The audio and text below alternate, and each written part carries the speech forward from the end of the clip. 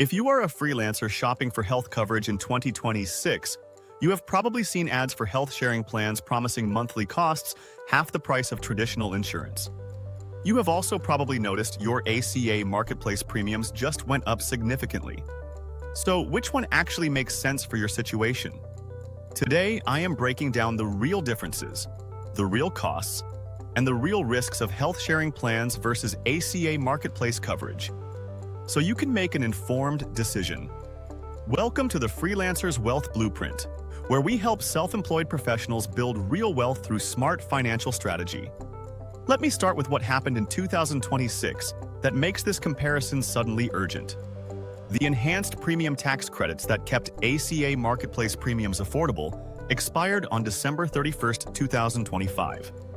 These expanded subsidies had been in place since 2021, and their expiration means premiums jumped significantly for millions of people. Some freelancers saw their monthly costs double or even triple overnight. One couple reported going from $162 per month to $483 per month for the exact same plan.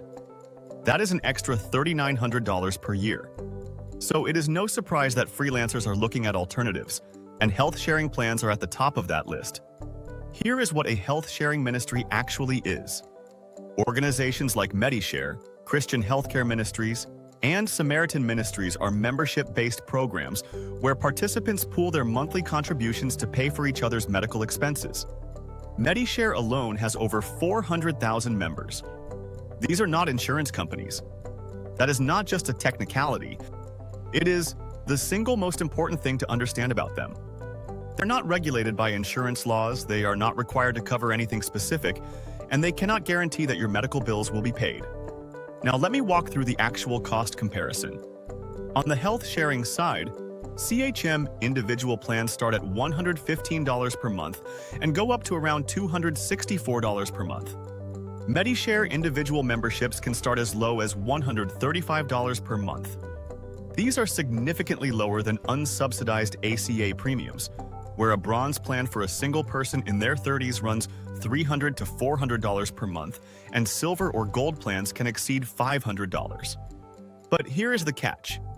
If your income is below 400% of the federal poverty level, which is approximately $60,240 for a single person in 2026, you still qualify for ACA premium tax credits. Even with the enhanced subsidies gone, the original subsidy structure remains. So depending on your income, an ACA Silver plan might actually cost you less than a health sharing plan after subsidies. You need to run the numbers at healthcare.gov before assuming the marketplace is more expensive. Let me cover the advantages of health sharing plans. First, the monthly cost is genuinely lower if you do not qualify for subsidies. If you earn over $60,000 as a single freelancer, you get zero premium assistance on the marketplace, and health sharing plans can save you $150 to $300 per month. Second, most health sharing plans let you see any provider. Medishare uses a PPO network for negotiated rates, but Samaritan Ministries lets members go to any doctor. Third, there is no open enrollment period. You can join a health sharing plan any time of year. Now the disadvantages, and these are significant. Health sharing plans are not insurance. They do not guarantee payment. If the organization runs low on funds or decides your condition does not qualify, you have no legal recourse the way you would with an insurance company. They typically exclude pre-existing conditions entirely or impose long waiting periods. Mental health services are often not covered. Maternity usually has a 12-month or longer waiting period. They do not cover the 10 essential health benefits that ACA plans are required to cover. And most require you to sign a statement of faith and agree to lifestyle requirements, including no tobacco use and no extramarital relations. Here is a critical tax difference that many freelancers miss. ACA marketplace premiums are deductible for self-employed individuals through the self-employed health insurance deduction on Schedule 1. This reduces your adjusted gross income, which can actually increase your subsidy eligibility in a virtuous cycle. Health sharing contributions are currently not deductible as health insurance premiums. Some states are considering legislation to change this, but as of 2026, you cannot take the self-employed health insurance deduction for health sharing contributions. On a $3,000 annual plan, that could mean $600 to $900 more in taxes depending on your bracket. Let me talk about the penalty situation. At the federal level, there is no individual mandate penalty. The Tax Cuts and Jobs Act reduced it to zero starting in 2019. However, if you live in California, New Jersey, Massachusetts, Rhode Island, or the District of Columbia, your state has its own mandate and penalty.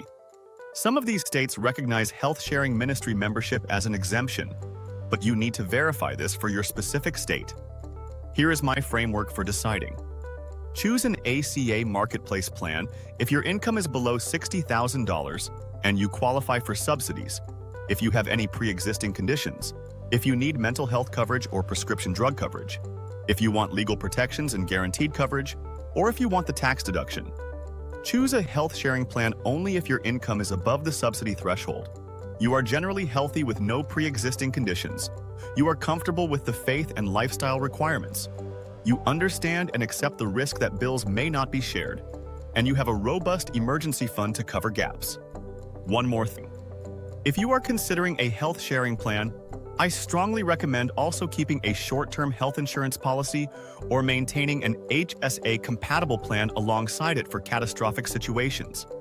Health-sharing plans often have annual or lifetime caps on what they share, and a single serious medical event can exceed those limits. The bottom line is this. Health-sharing plans are not a scam, but they are not insurance either. For healthy freelancers above the subsidy threshold, they can be a legitimate way to reduce monthly costs. But for most freelancers, especially those with variable income who might qualify for subsidies, the ACA marketplace still offers better protection, better tax treatment, and guaranteed coverage. If you found this helpful, subscribe to the channel. I cover one specific freelance money topic every week, helping you keep more of what you earn. This content is for educational purposes only and does not constitute tax advice. Consult a qualified tax professional for guidance specific to your situation.